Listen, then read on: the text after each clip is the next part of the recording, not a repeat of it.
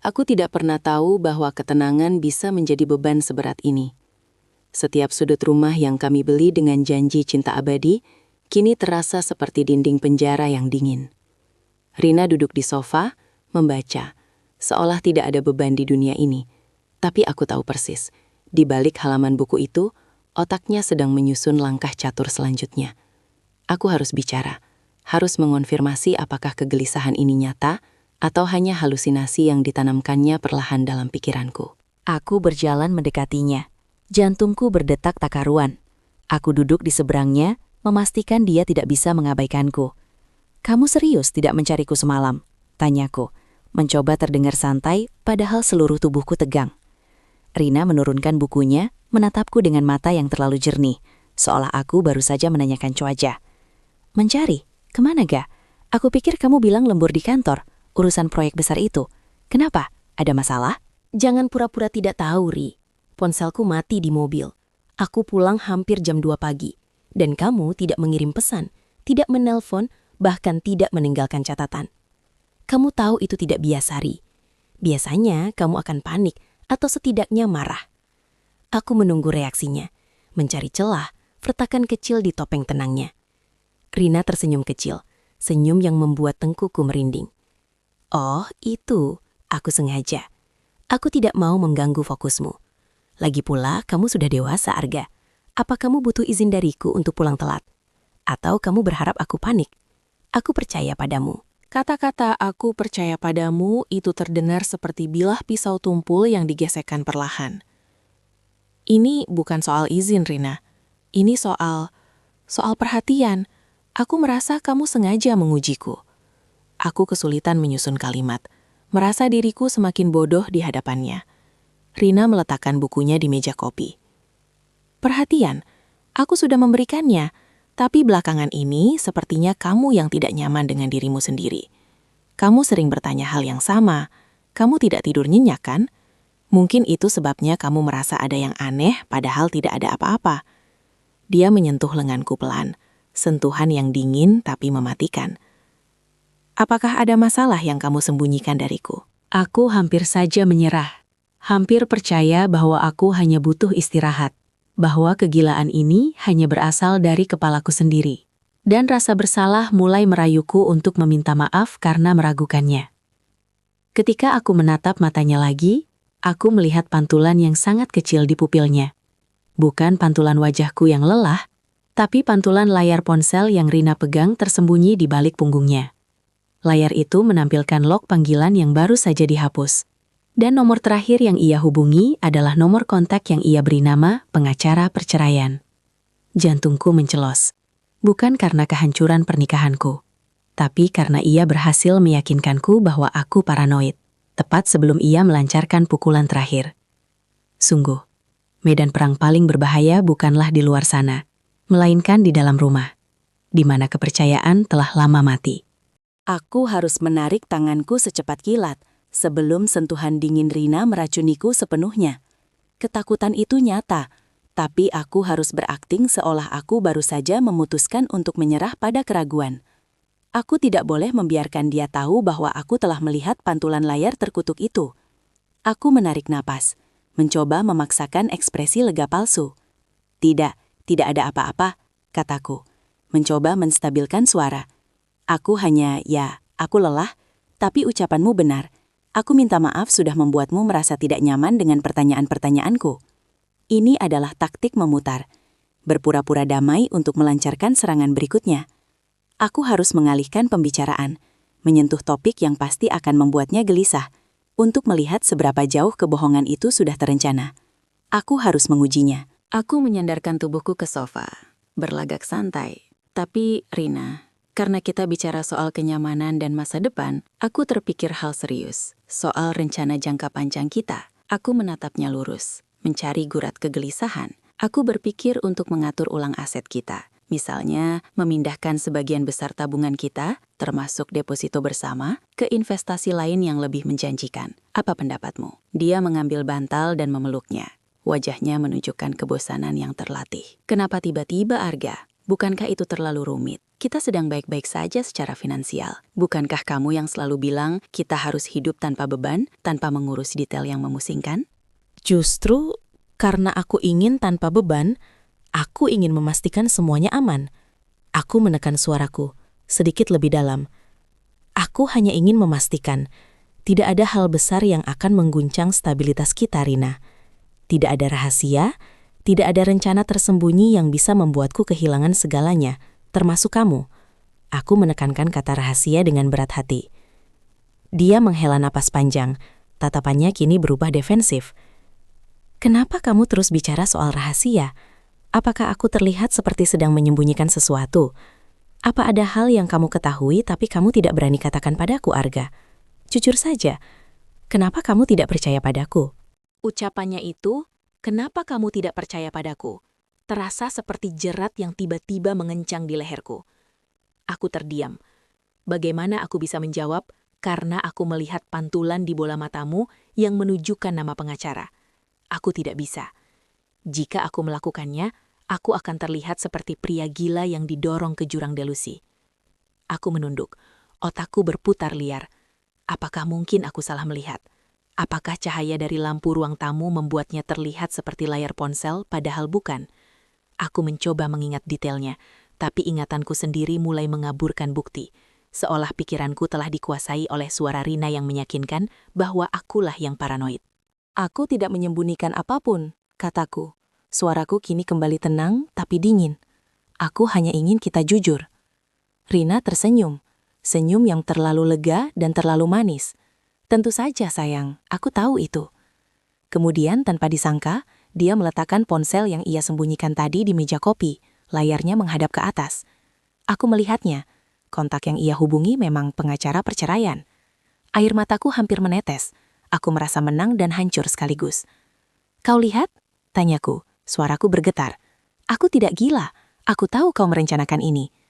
Rina mengambil ponsel itu, menatapku dengan tatapan kasihan. Dia menggeser layar dan menunjukkan detil panggilan terakhir. Aku tidak merencanakannya, Arga. Aku hanya mengurusnya. Pengacara perceraian itu adalah kontak klienku yang sedang berjuang melawan mantan suaminya. Aku diminta menjadi saksi ahli. Aku tidak ingin kamu khawatir karena kasusnya sensitif, makanya aku menyembunyikannya. Aku tidak gila karena meragukannya, tapi aku baru saja merobohkan seluruh kepercayaan kami hanya karena aku salah menafsirkan sebuah nama kontak yang disembunyikan dengan niat baik. Ketika paranoia menjadi sutradara, setiap kebenaran akan menjadi senjata yang diarahkan ke diri sendiri. Aku menarik napas dalam-dalam. Rasa malu dan sakit hati memukulku sekaligus. Aku baru saja menuduh istriku sendiri, di atas bukti yang ternyata diputarbalikkan oleh kecemasanku. Aku minta maaf, Rina. Aku tidak tahu harus berkata apa. Aku benar-benar paranoid, kataku. Suaraku nyaris berbisik. Rina menghela napas panjang, bukan napas marah, melainkan napas lelah yang syarat kekecewaan. Dia menyingkirkan ponselnya, menatapku lurus. Aku tahu kamu tidak bermaksud jahat, Kak, tapi ini menyakitkan. Kamu benar-benar berpikir aku akan menghancurkan kita setelah semua yang kita lalui. Tanyanya, matanya mulai berkaca-kaca. Aku sudah mencoba yang terbaik. Aku hanya ingin kamu percaya padaku. Itu saja. Aku percaya, Ri. Hanya saja belakangan ini, pikiranku rasanya tidak bisa dikendalikan. Aku melihat tanda di mana-mana. Ujarku, mencoba menjelaskan kehancuran logikaku sendiri. Rina menggeser tubuhnya lebih dekat, meraih tanganku. Sentuhannya terasa dingin, namun tindakannya penuh kehangatan yang menyesakan. Aku mengerti, sayang, tapi ini sudah terlalu jauh. Kamu harus mencari bantuan, bisiknya lembut. Aku merasakan perlawanan kecil di dalam diriku. Bantuan? Apakah dia menyarankan aku gila? Maksudmu terapi? Tanyaku, mencoba menjaga nada suaraku tetap netral, padahal hatiku berteriak menolak. Aku merasa dia baru saja memenangkan 1 poin besar dalam permainan ini, membuatku terlihat seperti pasien yang perlu dikarantina. Iya, Ga, demi kita, sahut Rina. Nadanya kini tegas, bukan lagi memohon. Aku akan bantu carikan psikolog yang terbaik, seseorang yang ahli dalam menangani kecemasan dan paranoia yang berlebihan. Aku sudah punya beberapa kenalan dari rekan kerjaku. Aku menggelengkan kepala. Tunggu, aku bisa mencari sendiri. Ini bukan ujian mental, Ri. Lagi pula, Bukankah seharusnya kita berdua yang mencari konseling pernikahan? Masalah kita bukan hanya aku yang curiga, tapi karena ada hal yang membuatku curiga. Dia menarik tangannya kembali. Ekspresinya langsung berubah dingin. Tidak, Arga. Masalah kita berdua dimulai dan berputar di sekitar ketidakpercayaanmu yang tidak berdasar ini. Aku ingin kita baik-baik saja, tapi kamu harus memulai dari dirimu sendiri. Aku sudah lelah hidup dalam pengawasanmu. Keheningan menyelimuti ruang tamu, tebal dan mematikan. Aku menatapnya, mencari celah, mencari kebohongan yang tersembunyi di balik mata sedihnya. Tetapi tidak ada. Dia adalah aktris terbaik yang pernah aku lihat. Atau dia memang benar, aku tidak tahu lagi. Baiklah, kataku menyerah, merasa seluruh energinya terkuras habis. Lakukan apa yang menurutmu perlu. Aku akan menemui psikolog yang kamu tunjuk. Tapi, jika aku sehat dan kecurigaanku masih ada, maka kita harus jujur soal apa yang kamu sembunyikan. Rina tersenyum lagi, senyum tipis yang penuh kemenangan terselubung. Tentu sayang, aku hanya ingin melihatmu tenang lagi. Dia lalu bangkit. Sudah larut, ayo tidur. Aku mengangguk, berjalan ke kamar tidur dengan langkah gontai. Merasa seperti pecundang yang baru saja dipaksa menandatangani perjanjian damai yang merugikan. Setelah aku mematikan lampu dan berpura-pura tidur, aku mendengar suara ketikan pelan dari ruang tamu. Itu Rina, sedang menghubungi psikolog yang akan menolongku. Aku tidak bergerak. 5 menit kemudian, Rina masuk kamar, berbaring di sampingku, bernapas teratur. Aku tahu dia sudah tidur. Aku tidak tahu bahwa sebelum ia masuk kamar, ia mengirim satu pesan terakhir ke nomor pengacara perceraian yang sebenarnya, bukan klien, melainkan rekan konspirator lamanya. Pesan itu berbunyi, "Deal, dia setuju dengan psikiater pilihanku. Tahap 1 selesai, kita bisa mulai dengan evaluasi mental." Kemenangan terbesarnya bukanlah saat ia membuatku merasa bersalah, melainkan saat ia berhasil membuatku secara sukarela masuk ke dalam sangkar yang ia siapkan. Ketakutan yang sesungguhnya bukanlah saat kita melihat monster, tapi saat kita tidak mampu membedakan apakah monster itu ada di luar, atau sudah lama bersembunyi di balik pantulan mata kita sendiri. Pagi itu, Rina memasak sarapan seperti tidak ada beban sama sekali. Bau kopi dan roti panggang yang seharusnya menenangkan, justru terasa seperti aroma jebakan. Aku duduk di meja, mengamati gerak-geriknya yang terlalu ceria. Dia sudah berhasil, dan kini dia sedang menikmati kemenangannya. "Aku sudah mengatur jadwalnya, Ga," katanya lembut sambil meletakkan sepiring telur di depanku. "Dokter Satria, dia sangat direkomendasikan, jam 3 sore ini." Aku mengambil garpu, tapi nafsu makanku hilang. "Cepat sekali, apa dia kenalanmu?" Bukan kenalan, sayang, tapi aku sudah mencari yang terbaik, yang paling cepat bisa membantumu. Aku ingin kita baik-baik lagi. Dia menyentuh tanganku, sentuhan yang terasa dingin. Aku menarik tanganku pelan. "Aku bisa membuat janji sendiri, Ri. Kenapa kamu harus mengatur semuanya, seolah-olah aku ini anak kecil?" Rina terlihat terluka, air matanya mulai menggenang.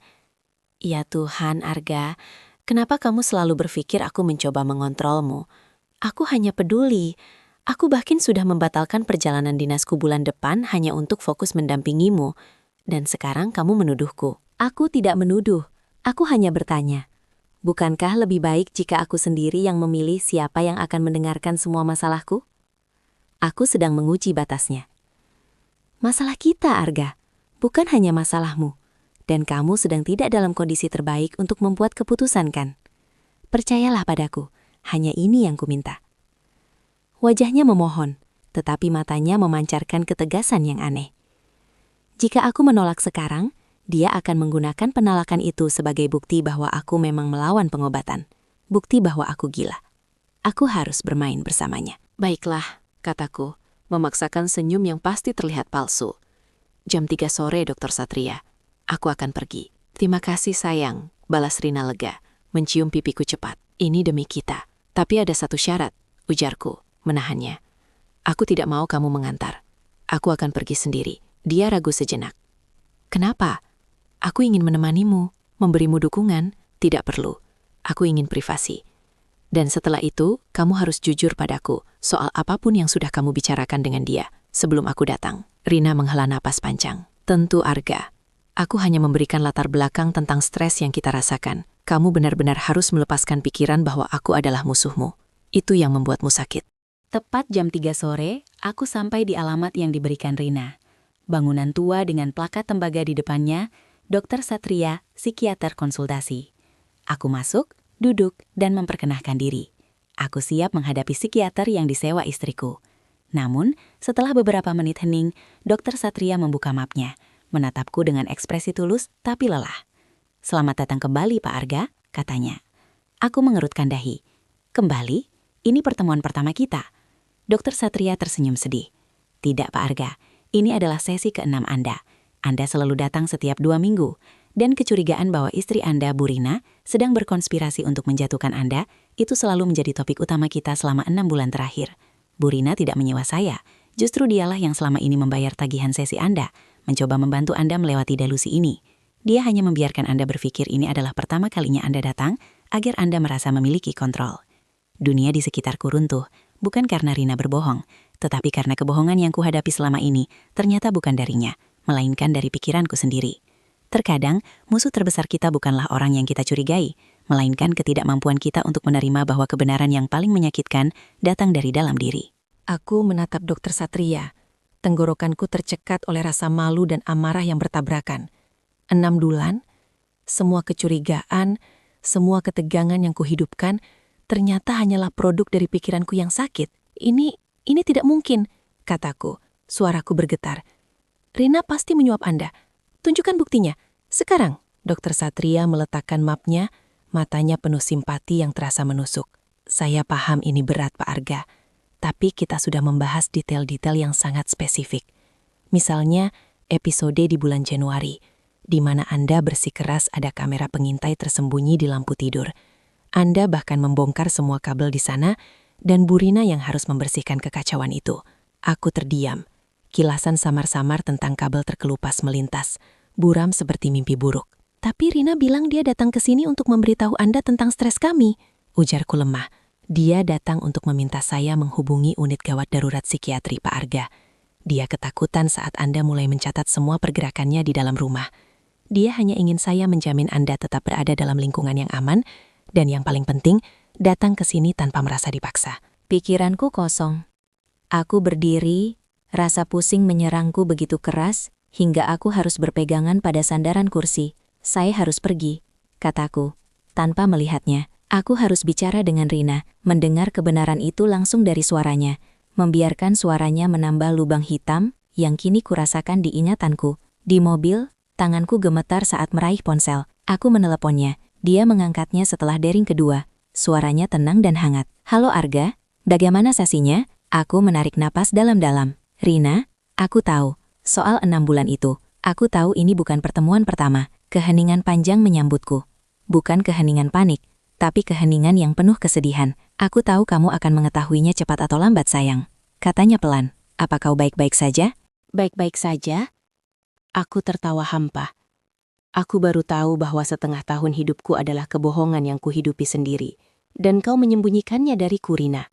Kenapa? Kenapa kau membiarkan aku berpikir bahwa aku sedang memenangkan pertarungan, padahal aku sedang kalah dari diriku sendiri? Suara Rina terdengar sangat jujur hingga itu menyakitkan.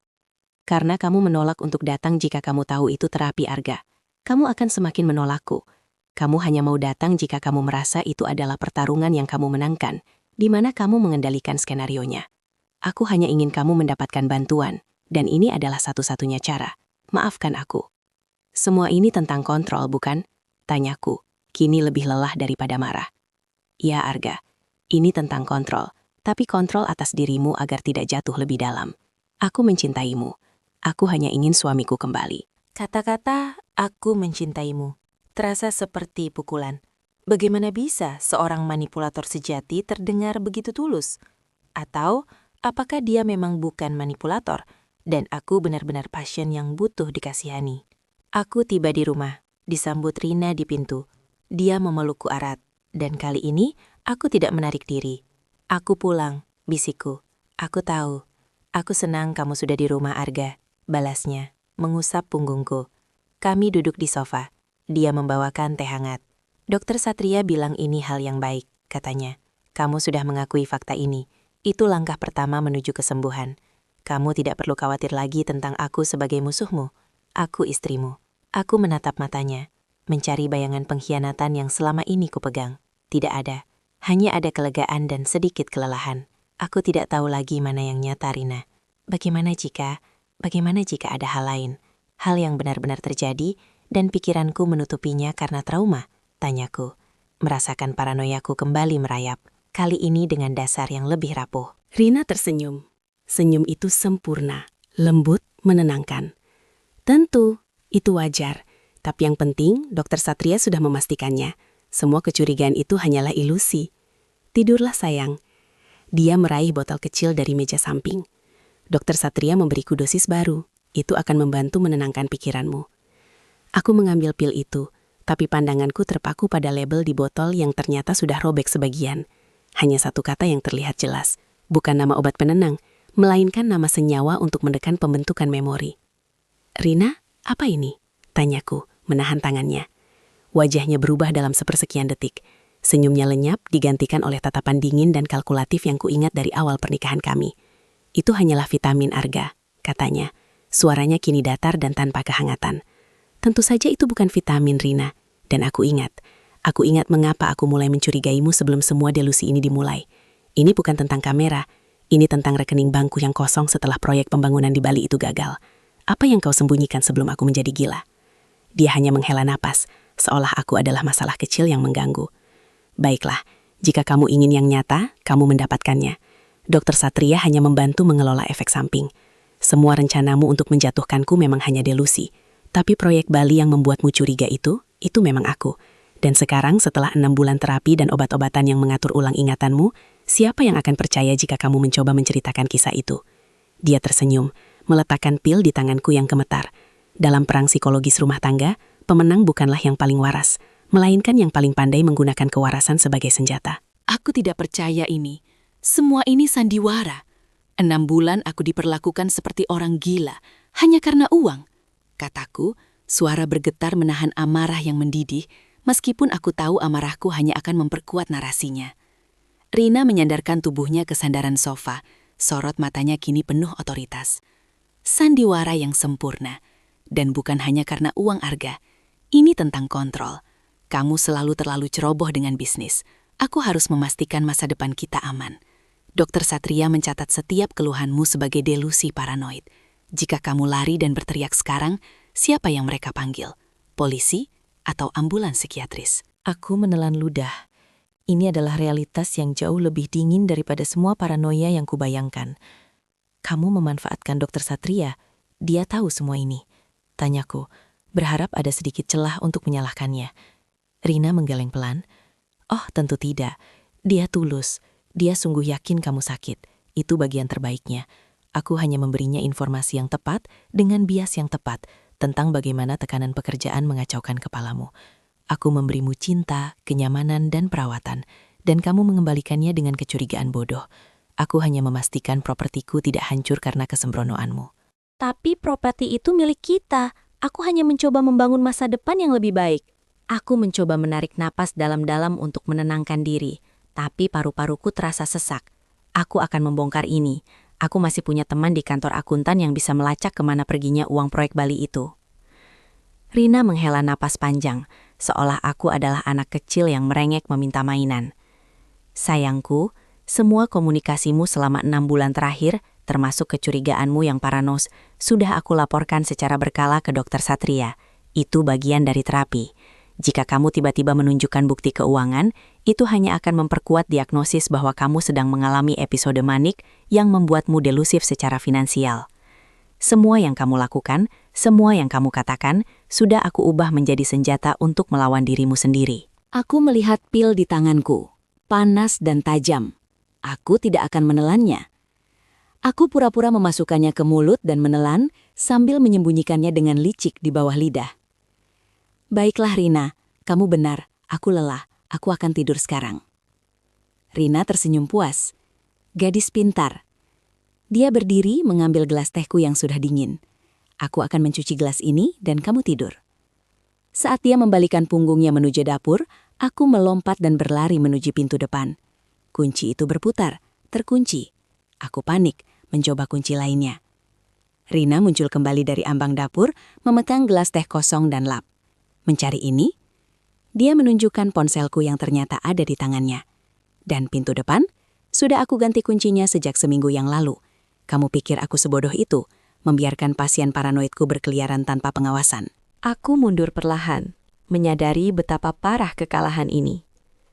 Aku menggerakkan lidahku, memastikan pil itu masih ada di sana, tersembunyi.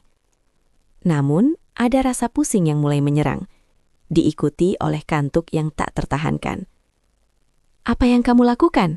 tanyaku, suara tercekat. "Pil itu?" "Oh, itu hanya umpan. Aku tahu kamu akan mencoba untuk bersembunyi. Pil yang sesungguhnya sudah ada di teh hangat yang aku sajikan untuk menyambut kepulanganmu. Sebelum kita mulai bicara." Dia tersenyum, senyum yang bukan lagi menenangkan, melainkan pemenang yang baru saja menaklukkan benteng terakhir. Aku jatuh ke sofa, pandanganku mulai kabur, tubuhku terasa berat dan tak berdaya. Ternyata, medan perang yang paling mematikan bukanlah di luar rumah, melainkan di dalam diri, di mana musuh tahu persis bagaimana mematikan lampu kesadaranmu, satu persatu. Aku mencoba mengangkat lenganku, tapi rasanya seperti batu besar menimpa setiap otot. Aku melihat Rina mendekat, wajahnya tanpa jejak penyesalan. Aku harus bicara, meski hanya untuk tahu mengapa. "Kenapa?" bisikku, lidahku berat. Rina berjongkok, menyamakan pandangan kami. "Kenapa? Kamu benar-benar tidak tahu, Arga? Atau kamu berpura-pura agar aku merasa bersalah?" Dia menghela napas, gesturnya tampak lelah, seolah ini adalah tugas yang menjemukan. "Coba saja buka matamu sedikit lebih lebar. Lihat sekeliling kita. Siapa yang menciptakan kekacauan ini?" Aku hanya mencoba melindungi diriku, kataku. Suara semakin merayap, terdistorsi oleh kantuk yang mematikan. Rina mendengus pelan. "Melindungi dirimu? Kamu menghabiskan 6 bulan terakhir ini dengan mencatat setiap gerak-gerikku, memeriksa laporan bankku, bahkan sampai memasang perekam suara di ruang kerjaku. Kamu menyebut itu perlindungan. Itu paranoid. Itu penyakit." Aku menggeleng lemah. "Itu karena aku tahu kamu merencanakan sesuatu. Aku melihat tatapan di matamu, Rina. Tatapan saat kamu berpikir aku sudah tidur." Tentu saja aku merencanakan sesuatu, Arga. Jawabnya tenang, sambil menyentuh rambutku dengan lembut. Sentuhan yang kini terasa menjijikan. "Aku merencanakan bagaimana cara menyelamatkan pernikahan kita darimu, dari delusimu." Air mataku mengalir tanpa aku sadari. Mungkin karena obat, mungkin karena sakit hati yang luar biasa. "Rina, ingat saat kita pertama kali pindah ke sini? Kita bilang rumah ini akan jadi pelabuhan kita, bukan penjara." Dia menarik tangannya. "Ya, pelabuhan. Tapi kamu yang mengubahnya jadi medan perang, Arga. Setiap kalimatmu adalah pertanyaan, setiap sentuhanku adalah kecurigaan. Bagaimana aku harus bertahan? Aku hanya ingin kedamaian." Aku bisa merasakan tubuhku benar-benar menyerah. Mataku hanya terbuka sebatas celah tipis. Rina mengambil selimut dari kursi dan menutupiku. "Apa yang akan kamu lakukan sekarang?" tanyaku, nyaris tanpa suara. "Aku akan memastikan kamu istirahat. Benar-benar istirahat," Rina berbisik. "Dokter bilang stres bisa memicu paranoia, dan kita tidak bisa membiarkan aset keluarga kita hilang hanya karena kamu merasa dikejar-kejar bayangan. Aku harus menjagamu, Arga. Demi Sita." Aku berusaha meronta. "Aset? Ini tentang uang, bukan tentang aku." Rina tersenyum lagi.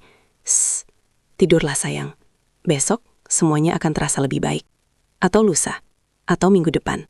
Pokoknya saat kamu bangun, kamu akan melihat dunia melalui mataku." Saat pandanganku menggelap total, mataku terpaku pada bingkai foto di meja samping.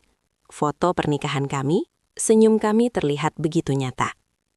Tiba-tiba, Rina meraih bingkai itu dan membalikannya, seolah ia tak tahan melihat kenangan masa lalu. Tapi, bukan Rina yang membalikan bingkai itu, melainkan sosok lain yang berdiri di ambang pintu. Seorang pria berpakaian jas dokter, membawa tas hitam. "Apakah dia sudah tenang, Nyonya Rina?" tanyanya, suaranya datar. Rina menoleh, raut wajahnya berubah dari pemenang menjadi korban yang ketakutan. Iya dokter, obatnya bekerja. Tapi tolong pastikan dia tidak tahu saya yang melaporkan kondisinya. Saya hanya ingin pernikahan yang normal, bukan suami yang terus menuduh saya membunuhnya. Aku sadar, bukan hanya aku yang sedang dimanipulasi. Tetapi, Rina juga sedang memainkan perannya. Sebuah peran yang ditulus oleh ketakutannya sendiri, bukan kecerdasannya. Bukankah pernikahan yang paling menakutkan adalah yang mana kedua pihak mati-matian berusaha mengendalikan narasi, sampai tidak ada yang tahu siapa yang sakit dan siapa yang hanya ketakutan? Aku terbangun dalam keheningan yang dingin. Dinding kamarku sekarang berwarna putih pucat, bukan lagi krem hangat yang kuingat. Aku meraih tanganku, mencari ponsel, tapi yang kudapatkan hanya pergelangan tangan yang terasa kosong. Rina masuk, membawa nampan sarapan yang terlihat terlalu bersih dan terlalu formal untuk sarapan yang dibuat di rumah. Akhirnya kamu sadar sayang, bagaimana tidurmu? Tanyanya lembut, tapi matanya memancarkan perhitungan yang membuatku merinding. Aku bisa mencium bau antiseptik yang samar. Ini bukan rumah kami lagi. Aku mencoba duduk, kepalaku berdenyut hebat. Aku tidak sakit, Rina. Aku hanya lelah. Dan siapa pria itu, dokter itu? Kenapa dia ada di sini dan memberiku obat? Aku menatapnya penuh tuntutan. Rina meletakkan nampan, ekspresinya berubah menjadi kesedihan yang dipaksakan. Jangan begitu, Arga. Kamu membuatku cemas. Aku hanya ingin kamu sembuh. Kamu sempat berteriak histeris tadi malam. Dokter bilang kamu butuh lingkungan yang tenang. Tentu saja aku memanggil bantuan profesional. Apalagi yang harus kulakukan saat suamiku sendiri menuduhku mencoba meracuninya. Aku menggeleng pelan, mencoba menolak narasi itu. Aku tidak pernah menuduh. Aku hanya bilang aku ingin lari dari tekanan ini. Lari dari sandiwara ini. Rina tersenyum tipis, senyum yang mencapai matanya. Itu yang kamu pikirkan saat ini. Aku tahu itu menyakitkan, tapi begitulah paranoia bekerja sayang. Semua orang terlihat seperti musuh. Aku sudah bicara dengan pengacara Arga. Untuk sementara, demi keselamatan dan stabilitas mentalmu, semua akses ke aset keluarga kita akan dikelola olehku, sampai kamu benar-benar stabil. Kita perlu fokus pada kesembuhanmu, bukan pada uang. Aku mendesis. Demi keamanan atau demi mengambil apa yang kumiliki? Jujur saja Rina, apa rencanamu sebenarnya? Rina meraih tanganku, genggamannya terasa dingin dan kuat. Rencanaku? Menjaga suamiku, dan menjaga apa yang sudah kita bangun bersama. Aku bahkan harus mematikan semua saluran komunikasi sementara. Kita perlu ketenangan total di sini, Arga. Tidak ada gangguan dari luar yang bisa memicu episode lagi. Aku menarik tanganku. Kamu mengurungku. Kita dulu saling mencintai. Apakah semua janji itu tidak berarti apa-apa? Rina menghela napas panjang. Tatapannya kini berubah menjadi kekecewaan murni. Tentu saja aku ingat. Tapi pria yang kucintai itu tidak menyalahkan istrinya atas semua hal buruk di dunia. Kamu harus melepaskan bayangan itu. Katakan padaku. Aku salah, Rina. Aku hanya sedang sakit. Hanya itu yang kuperlukan. Setelah itu, kita bisa mulai lagi. Aku menggeleng keras, menolak tunduk pada skenarionya. Tidak, aku tidak akan bilang itu. Rina baru saja akan berdiri saat pintu kembali terbuka dan dokter itu masuk lagi. Kali ini, ia tidak membawa tas hitamnya, melainkan sebuah dokumen tebal. Dokter itu tidak memandangku, tatapannya lurus ke Rina. Suaranya tenang, namun penuh otoritas. Waktu kita hampir habis, Nyonya Rina. Keluarga Arga sudah mulai mencurigai absennya dia dari rapat dewan. Dokumen pengalihan kuasa harus ditandatangani hari ini, sebelum efek obatnya memudar sepenuhnya. Ingat, kesepakatan kita bukan hanya tentang mengamankan aset, tapi juga memastikan diagnosis ini mutlak. Rina mengangguk, ekspresi pura-pura sedihnya menghilang total, digantikan oleh ketenangan seorang pelaku kejahatan. Bukan hanya aku yang dimanipulasi oleh Rina, tetapi ternyata kami berdua hanyalah pion dalam permainan yang diatur oleh pihak ketiga yang menggunakan diagnosis psikologis sebagai kunci untuk menguasai segalanya. Dalam medan perang rumah tangga yang palilap, kita harus huranu. Apakah kita benar-benar bertarung melawan pasangan kita, ataukah kita hanyalah alat yang saling menghancurkan demi kepentingan dalang yang tak terlihat? Aku merasakan darahku mendidih, tapi tubuhku terasa lumpuh, lemas karena obat.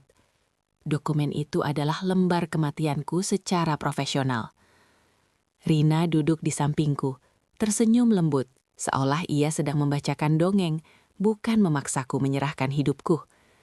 Ini hanya formalitas, Arga, katanya, menyodorkan pena emas dengan kilatan cahaya yang menusuk mata.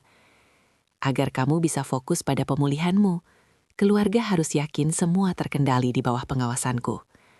Aku menatapnya tajam, berusaha mengumpulkan sisa tenagaku. Terkendali? Kamu menyebut ini terkendali. Setelah kamu merencanakan semua ini, kamu pikir aku bodoh, Rina? Dokter itu mengambil alih, suaranya kering dan profesional, seolah dia sedang membacakan laporan cuaca, bukan merampas kehidupanku. Ini adalah dokumen pengalihan otoritas sementara demi kesehatan Tuan Arga.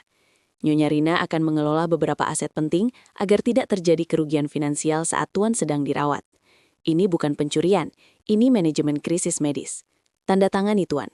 Ini akan mengurangi tingkat stres Anda yang memicu episode. Aku tertawa getir. Stres? Kalian yang menciptakannya. Rina, tolong, lihat mataku. Ingatkah kita di Bali? Janji kita? Kamu tidak akan melakukan ini padaku. Rina hanya menggeleng pelan. Justru karena aku ingat, aku melakukan ini. Aku tidak ingin melihatmu hancur karena tekanan kerja dan delusi yang kamu ciptakan sendiri. Kamu butuh istirahat total. Buktikan kamu masih percaya padaku dengan tanda tangan ini. Aku mendorong dokumen itu menjauh dengan sisa kekuatan yang kumiliki. Aku akan membongkar semua ini. Aku akan menelepon pengacaraku. Sekarang juga. Mereka akan tahu ini paksaan. Mereka akan tahu kamu bekerja sama dengan dokter ini. Rina mencondongkan tubuhnya ke depan. Matanya memancarkan rasa kasihan yang sangat manipulatif. Telepon? Sayang, kamu bahkan tidak ingat nomor ponselmu dengan benar. Dan siapa yang akan percaya pada pria yang baru saja didiagnosis mengalami episode paranoid akut? Mereka akan mengira kamu sedang berhalusinasi. Dokter, bukankah semua kontak luar yang tidak terotorisasi saat ini dianggap sebagai faktor pemicu? Dokter itu mengangguk kaku. Tanda pangan ini adalah bukti kepatuhan dan keinginan Anda untuk sembuh, Tuan Arga.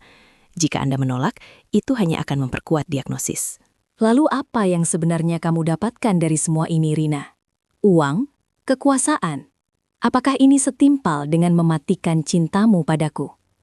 Aku berbisik, berharap melihat keraguan yang nyata di matanya. Sekilas ada gejolak emosi di sana. Mungkin penyesalan. Tapi itu segera menghilang, digantikan oleh kekerasan hati. Rina menarik nafas dalam. Aku mendapatkan keamanan. Keamanan finansial dan mental yang tidak pernah kamu berikan.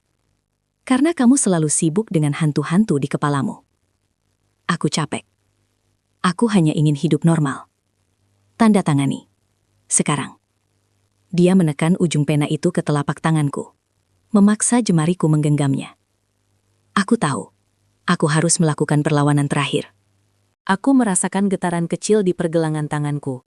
Jam tangan pintar yang diam-diam kubuat agar dapat merekam suara. Aku menekan pena itu ke dokumen. Berpikir bahwa setidaknya rekamanku akan membuktikan bahwa aku dipaksa. Sudah, kataku, suaraku tercekat. Rina tersenyum lega, dan dokter itu segera mengambil dokumennya. Terima kasih, Tuan Arga. Sekarang, mari kita bicarakan jadwal terapi mingguan. Rina berdiri, mengelus rambutku. Jangan khawatir, kamu sudah bebas dari beban dewan direksi, dan aku sudah mengamankan rekam medis yang menyatakan kamu stabil. Sekarang kamu bisa tenang. Aku membeku. Rekam medis, bukan aset. Aku memandangi jam tanganku, menekan tombol stop. Namun yang kudengar dari rekaman itu hanyalah suara lirikku sendiri yang berulang kali berkata. Aku melihat mereka. Mereka di mana-mana. Mereka ingin mengambil semuanya dari Rina. Aku menyadari, dengan ngeri yang dingin, bahwa pertarungan psikologis terkejam adalah ketika musuh utamamu bukanlah pasanganmu, melainkan pikiranmu sendiri yang telah menyerahkanmu kepada mereka, tanpa perlu tanda tangan paksaan apapun. Dalam kegelapan batin, kita harus bertanya, siapakah yang benar-benar memegang kendali atas realitas kita? Aku merasa udara di ruangan ini menipis. Ketakutan itu bukan lagi berupa hantu di kepalaku, tapi kehadirannya Tarina dan dokter itu. Aku harus tahu sejauh mana permainan ini dimainkan. Aku menatap Rina, berusaha mencari celah. Jadi, ini hanya tentang kesehatan? Tidak ada saham yang pindah tangan? Tidak ada transfer dana besar ke rekeningmu? Aku bertanya. Suaraku terdengar serak dan nyaris putus asa. Rina duduk di sisi sofa, memegang tanganku dengan kelembutan yang terasa palsu dan dingin. Ga, kenapa kamu selalu kembali ke urusan uang? Kamu sudah menandatangani dokumen yang menyatakan kamu butuh istirahat total dari Zenith. Itu yang terpenting sekarang. Fokus pada dirimu sendiri. Dokter yang berdiri di dekat perapian mengangguk setuju. Ya, Tuan Arga, kestabilan Anda adalah prioritas hukum dan medis saat ini. Aku menarik tanganku darinya. Kestabilan, Rina? Bukankah kamu yang paling tidak stabil di sini? Kamu merencanakan semua ini agar aku terlihat gila di mata Dewan. Aku menuduhnya, berharap amarahku bisa memancing kejujuran darinya, walau sedikit. Rina hanya menghela napas panjang, seolah aku adalah anak kecil yang rewel. Aku tidak merencanakan apa-apa, sayang. Kamu yang melakukannya. Kamu yang bilang berulang kali bahwa mereka mengawasimu. Rekaman itu membuktikannya. Jangan membuat keadaan semakin sulit. Cukup ikuti saran dokter. Saran dokter? Atau saranmu? Aku menimpali cepat, mencondongkan tubuh ke depan. Dokter, bisakah Anda jelaskan, secara etis dan medis, mengapa Rina harus ikut campur dalam semua sesi terapi saya, bahkan memutuskan dokumen apa yang harus saya tanda tangani? Dokter itu terlihat sedikit gelisah, tapi dengan cepat menguasai dirinya. Nyonya Rina adalah wali resmi Anda, Tuan Arga. Kami bekerja sebagai tim untuk pemulihan optimal Anda. Rina menyela dengan nada yang menusuk. Lihat gak, semua demi kita. Aku hanya berusaha melindungimu dari dirimu sendiri. Kamu terlalu sering delusi belakangan ini. Apa yang aku lakukan adalah sebuah pengorbanan, bukan pengkhianatan. Aku menatap matanya. Mata yang dulu kulihat sebagai samudra ketenangan, kini hanya cerminan kebohongan yang licin. Pengorbanan? Kamu menghancurkan hidupku, Rina. Dan menyebutnya pengorbanan, aku tertawa hampa. Aku tahu yang sebenarnya kamu inginkan. Kamu ingin melihatku lumpuh, tak berdaya, agar kamu bisa mengendalikan narasi sepenuhnya. Dia menggeleng pelan. Tidurlah, Gah. Kamu lelah. Dokter sudah menyiapkan 1 dosis kecil untuk memastikan kamu beristirahat total malam ini. Besok, semuanya akan terasa lebih baik. Percayalah padaku, suamiku. Aku menatap gelas kecil berisi cairan bening yang disodorkan dokter. Aku mengambilnya. Mataku terpaku pada Rina yang tersenyum lega, seolah pertempuran telah usai. Saat cairan itu menyentuh lidahku, aku merasakan kantuk yang tak tertahankan. Sebelum mataku menutup sepenuhnya, aku menoleh ke arah dokter yang masih berdiri tegak di samping tempat tidur. Dokter, tolong lakukan satu hal yang saya minta dulu, sebelum saya stabil sepenuhnya. Dokter itu membungkuk sedikit, menunggu. Aku berbisik, telepon pengacara saya di Zurich. Katakan padanya bahwa aset Zenith sudah aman di sebuah perwalian. Dan katakan pada Rina bahwa psikiater profesional tidak akan pernah memakai cincin kawin di jari manis kirinya. Dokter itu mendongak, matanya yang selama ini tampak dingin tiba-tiba menunjukkan kilatan panik sebelum ia menjatuhkan tasnya. Rina terdiam, wajahnya pucat pasi, menyadari bahwa orang yang sedari tadi ia anggap sebagai sekutu profesionalnya bukanlah seorang dokter, melainkan detektif swasta yang kutugaskan 6 bulan lalu untuk menyelidiki dugaan perselingkuhan dan penyelewengan dana Rina yang kini hanya menunggu aba-aba dariku untuk menyerahkan semua bukti. Realitas seringkali bukanlah apa yang kita lihat, melainkan apa yang kita persiapkan dalam bayangan keraguan. Kita harus bertanya, dalam perang psikologis, siapa yang benar-benar memegang kendali atas ketidakpastian? Aku melihat kepanikan Rina. Wajahnya yang semula penuh kemenangan, kini seperti kaca retak. Tidak, ini jebakan, Gah. Kamu hanya berhalusinasi. Rina berteriak, suaranya melengking tajam. Dokter palsu itu, yang kupanggil Haris, dengan tenang mengambil tas yang jatuh. Maaf, Nyonya Rina, saya memang bukan dokter. Saya hanya mematuhi instruksi Tuan Arga, kata Haris datar. Kamu, pengkhianat, Rina menuding Haris. Aku tersenyum tipis, menegakkan tubuh di bantal. Aku harus berhati-hati sebelum menelan cairan bening yang disodorkan Rina tadi. Aku sempat menukarnya dengan teh manis dingin yang sudah disiapkan Haris di bawah meja, 5 menit sebelum Rina masuk. Pengkhianat? Bukankah itu peranmu, Rina? Sudah berapa lama kamu dan Bayu berbagi aset dan rahasia perusahaan? Tanyaku, suaraku terdengar dingin dan stabil, jauh dari kesan orang sakit. Rina mendekatiku, matanya berkaca-kaca, mencoba kembali ke mode korban yang selalu ia mainkan. Bayu hanya rekan kerja, Ga. Kamu selalu menuduhku. Kamu yang mulai meragukan semua orang di sekitarmu. Bukankah kamu sendiri yang bilang bahwa semua ini adalah ancaman? Kamu yang mendorongku ke tepi jurang ini. Serunya, suaranya serak, penuh drama. Aku mendorongmu. Atau kamu yang sudah lama menyiapkan papan catur ini, Rina? Haris, tunjukkan padanya bukti transfer dana ke akun Bayu dari perwalian dana anak kita. Bukti yang kamu buat 6 bulan lalu saat kamu pikir Aku sudah terlalu paranoid untuk memperhatikan slip bank, pintaku. Haris mengangguk dan meletakkan folder coklat tebal di meja nakas. Rina bahkan tidak melihat folder itu. Kamu sakit, Arga. Kamu perlu dibantu. Bukan pengacara, bukan detektif. Kamu butuh penenang, bentaknya, mencoba mencari sisa obat bius yang ia siapkan. Aku memotongnya dengan nada yang semakin mantap. Aku butuh kebenaran, Rina. Dan aku sudah mendapatkannya. Aset Zenith sudah di luar jangkauanmu, diamankan melalui perwalian baru. Aku bahkan sudah mengamankan dana kuliah anak-anak kita. Semua yang kamu rencanakan selama 6 bulan terakhir hanya membuatku lebih yakin. Kamu tidak mencintaiku, kamu mencintai apa yang kumiliki. Rina mundur selangkah. Jadi, kamu merencanakan semua ini? Kamu pura-pura gila, pura-pura lemah agar aku mengakui semuanya?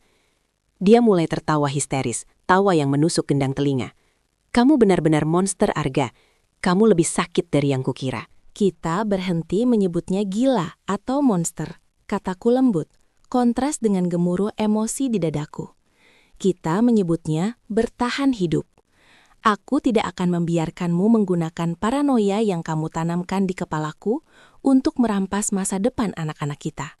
Kamu tahu, aku membayar mahal untuk Haris, hanya untuk memastikan aku tidak sedang berhalusinasi. Haris mendekati Rina. Nyonya, pengacara Tuan Arga sedang dalam perjalanan. Saya sarankan Anda tetap tenang, katanya. Rina menoleh ke Haris, wajahnya penuh kebencian. Kamu pikir ini selesai, detektif? Permainan belum selesai. Arga tahu aku tidak akan pernah melepaskannya begitu saja. Kamu menang dalam hal uang, Arga. Tapi kamu lupa apa yang paling kamu takuti. Tantang Rina. Aku merasa menang. Stabilitasku kembali. Sampai Rina tersenyum. Itu bukan senyum pahit atau histeris, tapi senyum tahu diri yang mengerikan. Seolah ia memegang kartu as terakhir. Kamu pikir kamu cerdas, Arga? Kamu mengamankan Zenith. Kamu mengamankan uang anak-anak. Tapi kamu lupa satu hal. Bisik Rina. Kini suaranya kembali tenang, sedingin es. 2 jam yang lalu, sebelum kamu bangun, saat aku yakin obat itu sudah bekerja sempurna, aku mendaftarkan gugatan cerai di Pengadilan Agama dan Hak Asuh. Bukan berdasarkan perselingkuhan gak, tapi berdasarkan hasil pemeriksaan psikolog yang sebenarnya, yang menyatakan kamu memang tidak stabil, yang mana kamu sendiri yang membayarnya 2 bulan lalu untuk analisis preventif kita. Aku menelan ludah, seluruh tubuhku membeku. Mataku beralih ke Haris, yang kini terlihat sama terkejutnya, menyadari bahwa aset keuangan tak berarti apa-apa jika Arga kehilangan putusan hak asuh. Kamu menggunakan senjataku sendiri? Tanyaku. Suaraku nyaris tak terdengar. Rina hanya mengangguk, senyumnya melebar. Kita sering lupa, saat merancang kehancuran orang lain, kita mungkin sedang menggali kuburan untuk ketenangan diri sendiri. Itu jebakan, Rina. Kamu memaksa aku bicara hal-hal yang dilebih-lebihkan saat aku stres dan kelelahan. Bisikku. Rasa dingin menjalar dari perut ke tenggorokanku, melumpuhkan sisa-sisa kemenangan yang kurasakan tadi. Aku mencoba mencari celah, melihat adanya keraguan di matanya, tapi matanya sedingin granit. Rina tertawa kecil. Apakah itu yang akan kamu katakan di depan hakim? Bahwa kamu berbohong kepada psikologmu sendiri? Tidak, Gah. Hasilnya murni. Kamu yang bilang kita harus jujur. Ingat? Haris maju sedikit, mencoba mengambil posisi. Nyonya, itu bisa dibantah. Hasil pemeriksaan itu hanya bersifat analisis, bukan putusan klinis. Aku memotongnya. Keputusasaan mencekiku. Haris, jangan. Itu benar. Aku memang terlalu jujur saat sesi itu. Mengira itu hanya alat preventif, bukan senjata makan tuan. Bagaimana kamu bisa begitu kejam? Anak-anak butuh aku. Rina melipat tangannya. Ekspresinya berubah menjadi profesional dan tanpa emosi. Seolah kami sedang berada di ruang rapat, bukan di kamar tidur kami yang berantakan. Aku tidak kejam. Aku hanya memastikan anak-anak hidup dalam lingkungan yang stabil. Dan kamu dalam posisi yang tidak bisa melukai dirimu sendiri atau mereka. Sekarang, mari kita bicara soal hasil. Aku bisa menarik gugatan hak asuh itu, Arga. Tapi ada harga yang harus kamu bayar, katanya, nadanya datar. Apa? Tanyaku tajam. Bersiap mendengar tuntutan finansial yang fantastis. Rina menggeleng. Bukan uang. Aku mau Zenith. Kamu transfer seluruh saham pengendali kepadaku. Kamu tetap menjadi CEO, tentu saja. Tapi aku yang memegang kendali penuh atas dewan direksi. Aku jamin hak asuh kembali padamu, dan kita bisa hidup damai. Kamu rela melakukan apa saja demi anak-anak kan? Buktikan gak? Aku mengusap wajahku kasar, merasakan kulit di bawah mataku tebal karena kurang tidur dan kecemasan. Aku tidak tahu lagi mana yang ancaman, mana yang kebenaran, dan mana yang sekedar delusi yang Rina tanamkan. Aku menoleh ke Haris yang kini terlihat pucat di belakangku. Haris, apa yang harus kulakukan? Jika aku kehilangan hak asuh, aku tidak bisa berfungsi. Tapi jika aku memberinya Zenith, dia akan menghancurkanku secara perlahan. Haris mencondongkan tubuhnya, berbisik mendesak. Tuan, jangan mengambil keputusan sekarang. Kita bisa melawan laporan psikolog itu dengan banding mendesak dan mengajukan analisis kedua. Rina mendengar itu dan tersenyum sinis. Silahkan saja. Tapi saat kalian sibuk banding, laporan psikologis si CEO yang rentan depresi dan memiliki isu kontrol serius itu sudah bocor ke Dewan Direksi Arga. Bagaimana menurutmu? Apakah mereka akan mempertahankan CEO sepertimu tepat saat kita akan IPO besar-besaran bulan depan? Seluruh permainanku hancur dalam sekejap. Aku menarik napas panjang, menatap Rina yang menunggu dengan sabar. Dia tidak terlihat puas, hanya terlihat menang. Baik, aku akan memberimu Zenith, ucapku. Suaraku serak dan penuh kekalahan. Tapi dengan satu syarat, aku tetap CEO, dan kamu tidak boleh pernah lagi menggunakan anak-anak sebagai alat tawar-menawar dalam drama kita. Rina mengangkat bahu, acuh tak acuh. Tentu saja, lagi pula aku tidak suka repot-repot mengurus operasional harian. Aku hanya butuh kekuasaan terakhir. Buat perjanjiannya sekarang, Arga. Aku mau ini selesai sebelum makan siang. Haris bergegas keluar untuk menghubungi pengacara. Tampak seperti baru saja menyaksikan pembubaran kerajaan. Aku telah memilih anak-anak, mengorbankan segalanya. Dan untuk pertama kalinya dalam 6 bulan, ada keheningan yang menyeramkan. Kedamaian palsu yang timbul dari sebuah penyerahan total.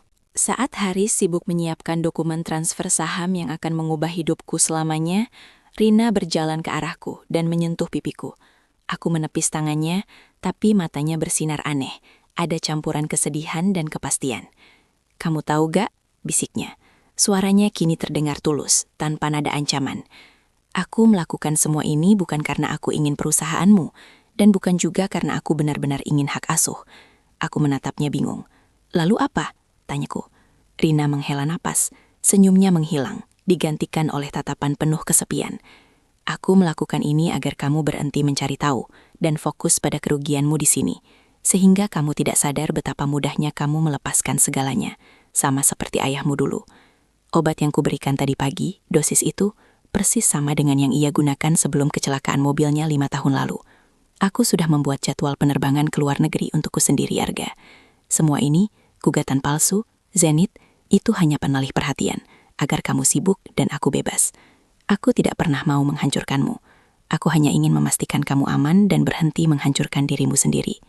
Detik itu, aku menyadari bahwa perang psikologis ini, sejak awal, bukanlah tentang menghancurkanku, melainkan tentang memenjarakan aku dari bayangan tergelap diriku sendiri. Kita sering lupa, saat berlari dari musuh yang kita yakini ada di luar, musuh terbesar mungkin sedang bersembunyi di dalam rumah kita. Aku mundur selangkah, jantungku berdebar tak karuan. Rasa sakit karena kalah di meja negosiasi lenyap seketika, digantikan oleh kengerian yang dingin. Kecelakaan mobil ayah? Dosis yang sama? Aku menatapnya, mencari celah kebohongan, tapi matanya yang biasanya penuh perhitungan, kini hanya memancarkan rasa lelah yang nyata. Rina, apa maksudmu? Kamu menuduhku menggunakan obat itu.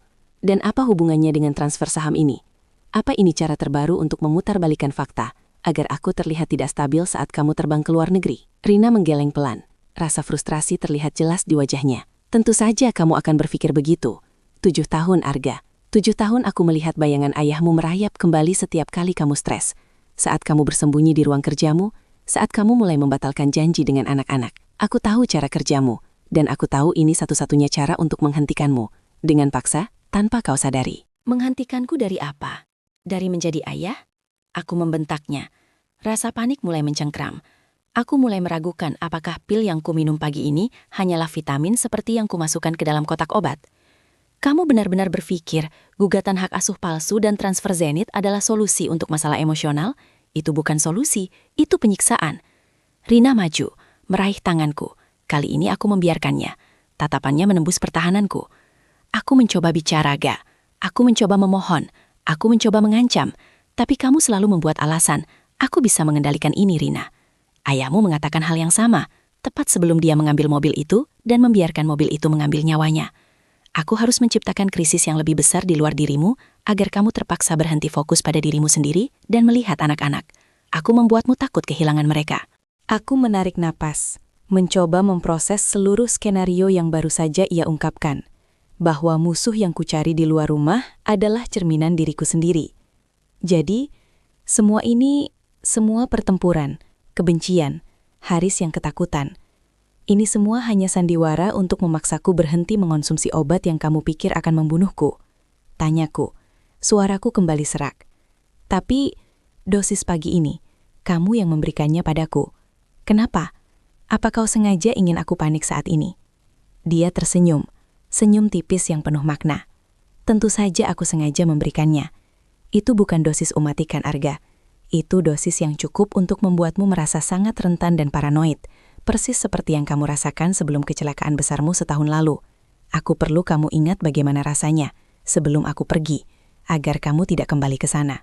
Kamu bicara seolah kamu sudah merencanakan kepergian ini sejak lama.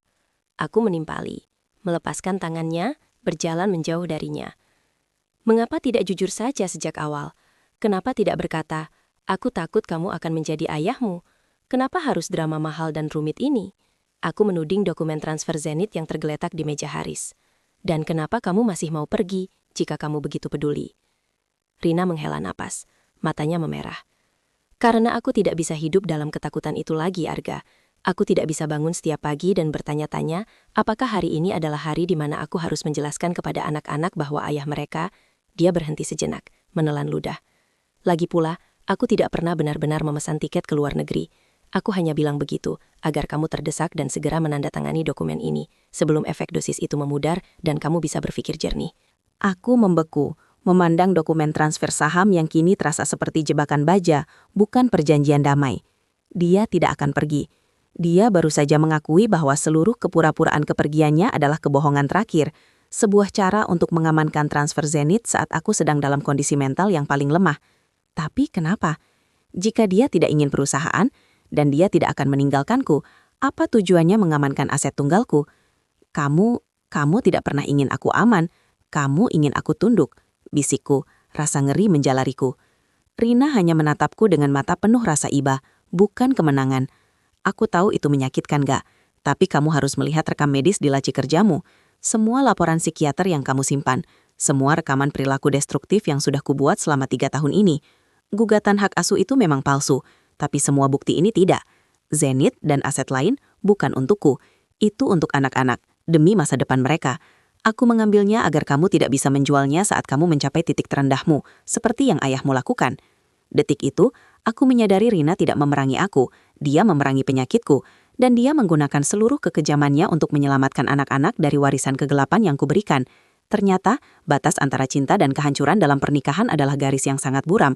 Dan terkadang, yang paling kita takutkan bukanlah musuh di luar, melainkan penentu masa depan yang sudah lama mengawasi kita dari dalam rumah sendiri. Aku mundur selangkah, rasa dingin menggantikan kejutan. Hinaan terasa lebih tajam daripada amarah. Dia menyelamatkan aku dengan menghancurkan seluruh kepercayaanku, dengan memaksaku melihat diriku sebagai monster yang takut kuakui. Kau benar-benar berpikir aku sudah kehilangan akal. Kau pikir aku siap untuk menjual segalanya, seperti yang ayahku lakukan. Tuntutku, suaraku bergetar, meremas ujung kemejaku sendiri.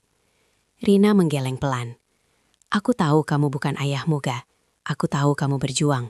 Tapi aku melihat pola itu, dan pola itu menakutkan. Aku melihat saat kamu mulai tidak tidur, saat kamu bicara soal konspirasi di kantor, saat kamu menghabiskan waktu berjam-jam di gudang lama, meyakinkan dirimu bahwa inventaris lama dipalsukan dan semua orang menipumu. Jawabnya, nada suaranya lembut tapi mematikan, seperti diagnosis yang tak terbentangkan. Aku merasa wajahku memanas, memicu ingatan yang kupendam. Itu stres kerja, aku butuh Zenith untuk merasa berguna, bantahku keras. Jadi kau mengintai aku, membuka laci kerjaku, mencari-cari kelemahanku? Aku mencondongkan tubuh, kemarahan menutupi rasa sakitku. Rina tidak gentar. Aku menemukan kunci laci itu di saku jaket yang kamu buang ke tempat sampah 3 bulan lalu, setelah kamu bilang sudah membaik. Aku membuka laci itu bukan untuk mencari bukti perselingkuhan, Ga, Tapi untuk mencari pil tidur yang kamu tolak untuk minum. Jelasnya, matanya tidak pernah lepas dariku. Dan di sana, kau menemukan laporan psikiater yang kuminta agar dirahasiakan? Kataku tajam. Aku menemukan bukti bahwa dokter sudah memperingatkanmu tentang episode manik dan potensi resiko bunuh diri. Dan kamu mengabaikannya. Katakan padaku, apa yang harus kulakukan saat orang yang kucintai menolak diselamatkan oleh siapapun? Aku terduduk di sofa, kehabisan energi untuk menolak kebenaran itu. Tapi ini, Rina, permainan ini, apakah semua yang kita miliki 3 tahun terakhir hanyalah panggung sandiwara untuk memaksaku menyerahkan hak milikku? Tanyaku, rasa sakit yang murni mencekik tenggorokanku. Apakah kamu pernah mencintaiku, atau hanya mencintai ide untuk memperbaiki kekacauan? Dia menghela napas, air mata menggenang. Aku mencintaimu, Arga, sangat. Tapi cinta tidak bisa membayar tagihan terapi anak-anak kita jika kamu menghancurkan segalanya. Aku harus memilih antara melindungi cintaku padamu yang rentan dan melindungi masa depan mereka dari dampak kerusakan mentalmu. Dan kau memilih anak-anak dengan cara yang paling kejam, bisikku, meratapi pilihan yang harus dia ambil. Aku memilih anak-anak dengan cara yang paling efektif. Jawabnya, suaranya kini serak. Kenapa tidak jujur saja? Kita bisa menjual Zenith, membagi uangnya, dan memulai hidup baru yang lebih tenang. Kenapa harus melalui kebohongan rumit seperti pura-pura pergi ini? Tanyaku, mencoba mencari lubang terakhir dalam logikanya. Rina diam sejenak, tatapannya jauh, seperti ia sedang mengingat kembali setiap malam tanpa tidur yang ia habiskan untuk menyusun strategi ini. Karena kejujuran tidak akan berhasil, katanya, suaranya hampir berbisik. Kamu selalu melihat kelemahan dalam kejujuran. Aku harus membuatmu percaya bahwa aku adalah musuh terbesarmu. Musuh yang sama kejamnya dengan penyakitmu, agar kamu secara tidak sadar, dia terdiam lagi. Kata-kata terakhir tertahan di bibirnya. Aku mendesak. Agar aku apa, Rina? Agar kamu terdorong untuk mencari tahu siapa kamu sebenarnya tanpa aset itu. Tanpa Zenith yang selalu membebani pikiranmu dan memperburuk kondisimu. Aku tidak ingin Zenith, Kak. Aku ingin kamu hidup. Aku merasakan sentuhannya di lenganku. Sentuhan yang kini terasa seperti beban pengakuan, bukan penghiburan. Aku tahu kamu merasa dikhianati, bisik Rina, mengambil rekam medis yang terbuka itu, lalu menunjuk ke halaman terakhir. Tapi lihat halaman ini, Ga. Dokter bukan hanya mendiagnosismu. Mataku menyapu barisan kata-kata medis itu, dan aku membeku. Tertulis jelas di bawah namanya. Anxiety Disorder and Secondary PTSD, akibat trauma psikologis berkepanjangan, karena menjadi pengasuh pasien bipolar yang menolak pengobatan. Dia tidak pergi bukan karena dia tidak ingin meninggalkanku. Dia tidak bisa, karena seluruh energinya telah habis termakan oleh pertempuran ini. Aku tidak pernah ingin pergi, Arga. Aku hanya ingin kamu berhenti membuatku ingin pergi. Pernikahan kami bukan medan perang antara aku dan dia, melainkan parit tempat kami berdua terperangkap dalam pertempuran melawan gema kehancuran masa lalu. Ternyata, manipulasi paling kejam dan menyakitkan seringkali lahir dari cinta yang sudah terlalu lelah untuk bersikap jujur dan telah merusak dirinya sendiri demi menyelamatkan orang lain. Aku menjauh dari rekam medis itu, seolah huruf-huruf di sana adalah racun yang baru saja aku minum. Aku melihat Rina, dan untuk pertama kalinya dalam tahunan, aku melihat korban, bukan lawan. Pundaknya melengkung, matanya yang biasa penuh perhitungan, kini hanya memancarkan kelelahan yang parah. Aku merasakan gelombang rasa bersalah yang begitu besar, hingga hampir mencekikku. Kenapa kau tidak memberitahuku tentang dirimu sendiri, tentang PTSD itu? Tanyaku pelan, suaraku nyaris tidak terdengar. Rina menghela napas, menutup folder itu dengan bunyi klik yang tajam, bunyi yang memecah keheningan di dapur kami. Untuk apa, Arga? Agar kamu merasa bersalah. Itu hanya akan menambah daftar hal yang kamu khawatirkan dan memicu delusi barumu. Aku bilang itu hanya efek samping, dan aku baik-baik saja. Itu yang kamu butuhkan untuk didengar, kan? Efek samping? Kau bilang efek samping setelah semua yang kau lakukan, semua permainan pikiran ini. Rina, aku hampir gila. Aku sudah siap menyusun surat cerai. Aku sudah mencari pengacara. Aku sudah... Dia memotong kalimatku. Kata-katanya menusuk langsung ke ulu hatiku. Sudah curiga aku akan meracunimu, kan? Atau sudah menyusun skenario di mana aku berpura-pura mencintaimu hanya untuk menguasai Zenith? Wajah Rina berubah dingin, dan aku mundur selangkah. Itu salahnya Arga. Kamu tidak akan mendengarkan saat aku bicara baik-baik. Kamu hanya merespons ancaman, hanya merespons ketegangan yang ekstrim. Aku harus menciptakan musuh yang nyata, musuh yang lebih menakutkan daripada bayangan di kepalamu, agar kamu terpaksa kembali ke dunia nyata. Manipulasi itu adalah satu-satunya bahasa yang kamu pahami saat kepalamu dipenuhi delusi dan obsesi terhadap aset itu. Aku menunduk, tidak mampu mempertahankan kontak mata dengannya. Rasa malu itu terasa panas, membakar. Jadi, Zenith, kau benar-benar tidak menginginkannya? Tanyaku, mencoba mengalihkan fokus dari kelemahan psikologisku. Zenith adalah beban. Itu adalah jangkar yang menahan kita berdua di neraka ini. Kita selalu bertengkar karena uang, karena status, karena ketakutan kehilangan itu. Jawab Rina, suaranya melembut, tetapi ada nada definitif yang menyakitkan.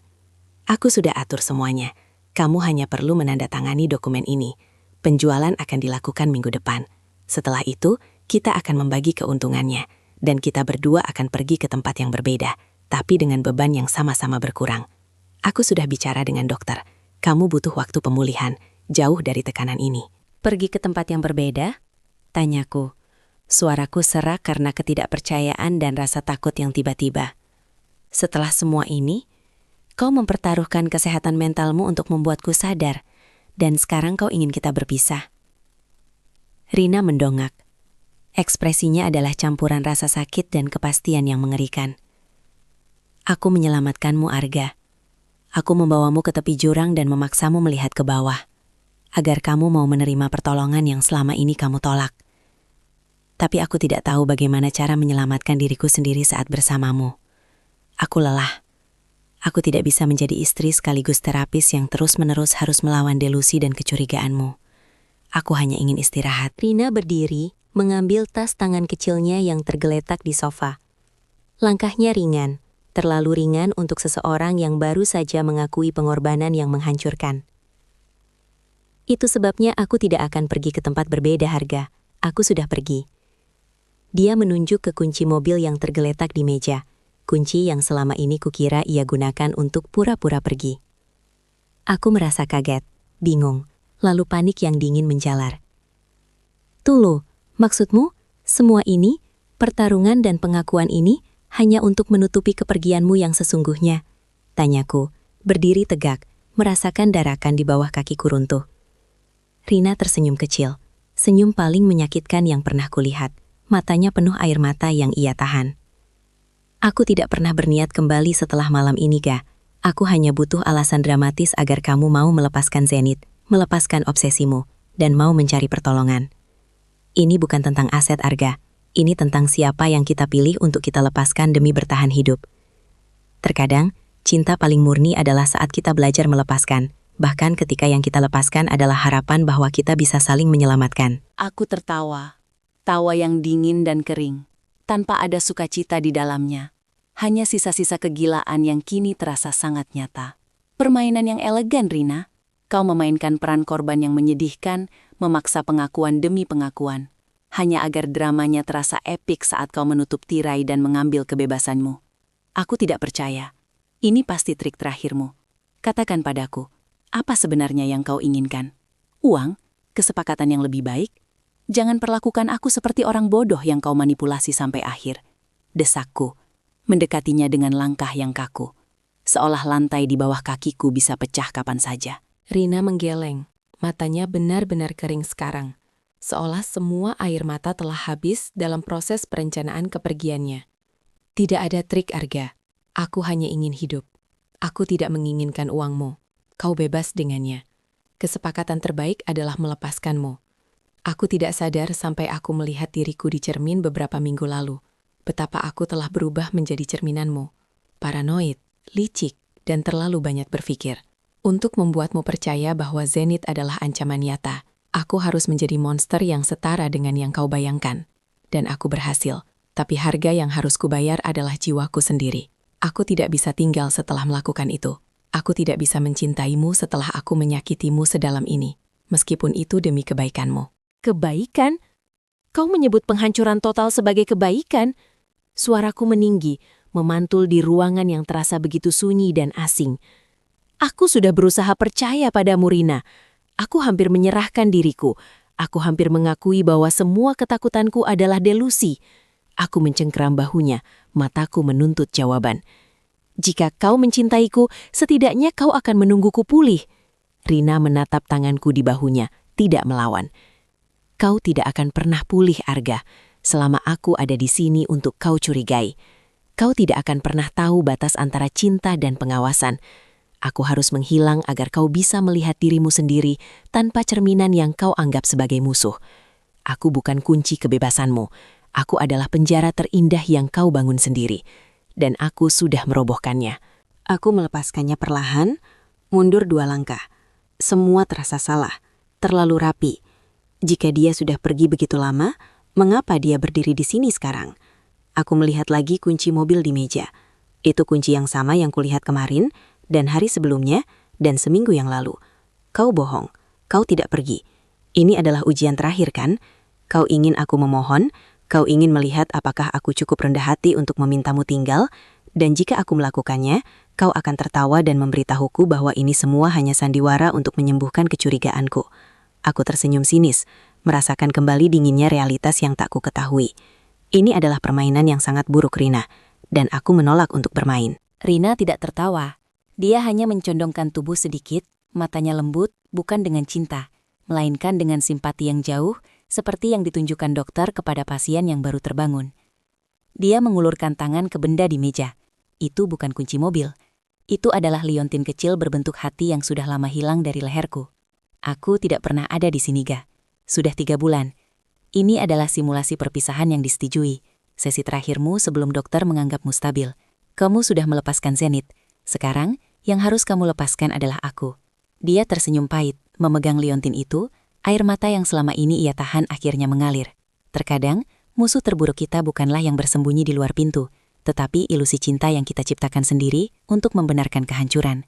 Bagaimana mungkin kita menyadari bahwa perpisahan yang paling kita takutkan ternyata adalah awal dari pemulihan yang paling kita butuhkan? Aku merasakan lantai di bawah kakiku bergoyang, bukan karena gempa, melainkan karena goncangan realitas. Liontin itu, yang kupikir sudah kucari ke seluruh penjuru rumah, kini ada di tangannya. 3 bulan, itu tidak mungkin, Rina. Tadi malam, kau bertanya padaku tentang tagihan listrik yang belum kubayar. Kita bahkan berdebat sengit soal warna cat dinding di kamar tamu minggu lalu.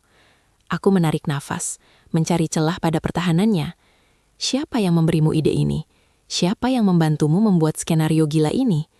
Rina meletakkan liontin itu kembali ke meja. Tangannya gemetar. Ga, dengarkan aku. Kita tidak berdebat tentang cat dinding. Itu adalah rekaman ingatan yang diputar ulang oleh pikiranmu. Kamu sudah melihat liontin itu hilang, tapi kamu tidak pernah benar-benar mencarinya. Kamu mencari bukti bahwa aku menyembunyikannya, dan itulah yang kamu temukan. Aku membentak. Jangan coba-coba membalikan fakta, Rina. Aku melihatmu tidur di sebelahku setiap malam. Rina menutup mata sejenak. Wajahnya terlihat sangat lelah, seolah dia yang menanggung seluruh beban perang ini. Aku tahu ini menyakitkan, tapi kau harus ingat. Malam ketika kau yakin aku meracuni kopimu, malam itu kau pingsan dan dibawa ke fasilitas ini. Aku tidak pernah meninggalkanmu, Ga. Aku hanya tidak bisa dijangkau oleh delusimu. Racun kopi? Aku tertawa hambar, penuh keraguan. Itu hanya lelucon. Aku ingat kau memarahiku karena minum terlalu banyak kafein. Itu bukan racun, Rina. Itu hanya kopi pahit. Itu bukan aku yang memarahimu, jawabnya pelan, suaranya pecah. Itu adalah perawat yang bertugas di malam hari, perawat yang kau panggil Rina palsu. Kau melempar cangkir itu dan berteriak bahwa aku ingin membunuhmu. Itulah puncaknya. Apa kau ingat nama terapis utamamu? Coba sebutkan. Aku terdiam. Nama itu kabur, seperti asap yang baru saja menghilang. Aku hanya mengingatnya sebagai orang yang ingin membantuku. Kau meninggalkanku di tempat ini. Dan sekarang kau muncul sebagai hantu untuk bilang ini semua salahku. Rasa dikhianati membakar semua rasa penyesalan. Ini semua strategimu, kan? Membuatku terlihat gila sehingga kau bisa bebas dari pernikahan ini tanpa rasa bersalah dan menyalahkan perpisahan ini pada penyakit mental. Aku mendekat, amarahku nyata, terlepas dari apakah dia nyata atau tidak. Kau selalu pandai memanipulasi Rina. Kau memainkan peran korban yang sempurna. Dia tidak gentar. Aku tidak memanipulasi, Ga. Aku datang hari ini karena Dr. Haris bilang ini penting untuk penutupanmu. Mereka butuh aku hadir agar kamu bisa melepaskan representasi diriku yang ada di kepalamu. Aku harus menjadi katalis untuk kesembuhanmu. Katalis? Aku menyeringai pahit. Kau adalah api yang membakarku, dan kau menyebutnya penyembuhan. Aku tahu bagaimana rasanya api itu, bisiknya. Air mata mengalir dari mata indahnya. Aku harus pindah dari rumah itu, karena setiap kali aku ada di sana, aku harus berhati-hati agar tidak memicu kecurigaan baru di benakmu. Mencintai orang yang mengalami delusi adalah seperti hidup di rumah kaca. Setiap kata bisa memecahkan segalanya. Aku merindukan Muga. Aku merindukan suami yang ada sebelum Zenith mengambil alih. Aku merasakan sentuhan ilusi tadi malam memudar. Kehangatan bantal di sebelahku, aroma parfumnya, semua terasa palsu sekarang. Jadi, semua waktu itu, semua perdebatan, semua ketakutan, semua kebahagiaan sesaat, itu hanya aku yang berbicara dengan diriku sendiri, berjuang melawan bayangan di cermin. Rina mengangguk, isakannya tertahan. Ya, dan kamu sudah sangat kuat. Kamu melewati ini. Ini adalah percakapan terakhir kita, Ga. Sebagai perpisahan, bukan sebagai suami istri, tapi sebagai dua jiwa yang pernah berbagi rumah. Aku terdiam lama, menatap liontin di meja. Liontin itu adalah milikku, benar. Tapi tiba-tiba, aku menyadari ada sesuatu yang salah total dalam seluruh narasi ini. Jika aku yang gila, mengapa aku terdiam lama, menatap liontin di meja. Liontin itu adalah milikku, benar. Tapi tiba-tiba, aku menyadari ada sesuatu yang salah total dalam seluruh narasi ini. Jika aku yang gila, mengapa aku ingat dengan detail kecil bahwa Rina selalu takut dengan nama bunga Amaryllis karena alergi, sesuatu yang hanya kami berdua tahu, namun dia tidak terlihat bereaksi saat liontin itu diletakkan di samping vas Amaryllis kering di meja? Dan mengapa, tepat di belakang Rina, terpampang di dinding sebuah bingkai foto yang baru kupajang kemarin, foto kami yang sedang tertawa, yang seharusnya tidak mungkin ada di fasilitas terapi manapun? Liontin itu bukan milikku. Itu adalah pengalih perhatian. Tunggu, kataku, suaraku kembali jernih, dan ketakutan Rina terlihat jelas. Kau bilang perpisahan ini disetujui dokter, tapi kau lupa satu hal, Rina. Aku tidak pernah memanggil liontin itu milikku. Aku memanggilnya liontin yang hilang dari leherku. Kau yang bersikeras mengatakan itu milikku.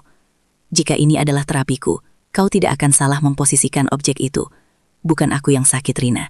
Kau adalah pasien sebenarnya yang sedang disimulasi perpisahan, dan kau hanya berusaha meyakinkan dirimu sendiri bahwa aku sudah pergi. Terkadang, manipulasi terbesar bukanlah tentang apa yang kita katakan, tetapi bagaimana kita memposisikan kebenaran. Bahkan di dalam kamar yang paling steril pun, kebenaran selalu meninggalkan jejak bagi mata yang mau melihatnya.